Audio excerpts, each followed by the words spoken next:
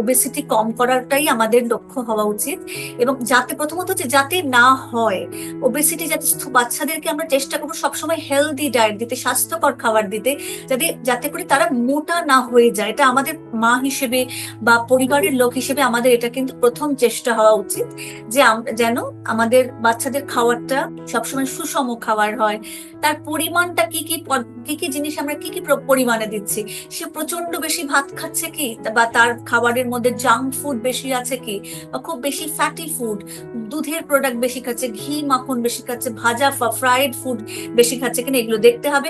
এবং এগুলো যদি আমরা অ্যাভয়েড করতে পারি, কখনো মানে কম করতে পারি, তা এক হচ্ছে যে পরিমাণ খাবারের পোর্শন সাইজ যাকে বলে সেটা কম করতে হবে। একটা হচ্ছে এই জাঙ্ক ফুড বা ভীষণ বেশি অয়েলি খাবার, গ্রিজি খাবার, যাতে বলে ফ্যাটি খাবার, যেটা সেগুলো তেল জাতীয় খাবার, সেগুলো কম করতে হবে।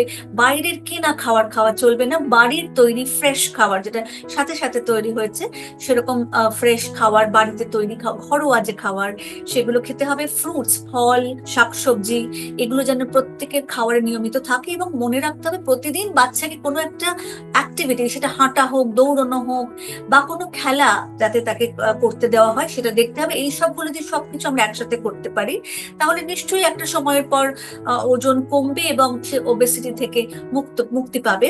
তবে যদি সেটা থাইরয়েড বা অন্য কোনো কারণে হয়, যেটা আমি বললাম, অন্য কোনো শারীরিক কারণ, অসুবিধার কারণে, অসুস্থতার কারণে, যেমন স্টেরয়েড খাওয়ার জন্য বা কোনো পার্টিকুলার কোনো ওষুধ খাওয়ার পার্শ্ব প্রতিক্রিয়া হিসেবে যদি হয়ে থাকে, তাহলে সেই ওষুধটি বন্ধ করলে দেখা যায় যে এই ওবেসিটি বা মোটা হওয়াটা কমে যাবে, বা থাইরয়েডের ওষুধ খেলে সেইটা কমে যাবে। স্টেরয়েড বন্ধ করলে আস্তে আস্তে একটু সময় লাগে, কিন্তু এই ওজনের যে ওবেসিটিটা সেটা থেকে হয়তো খানিকটা সেটা কমে যাবে আর কি। তো এইভাবে ওবেসিটিটাকে আমরা নিয়ন্ত্রণ করতে পারি।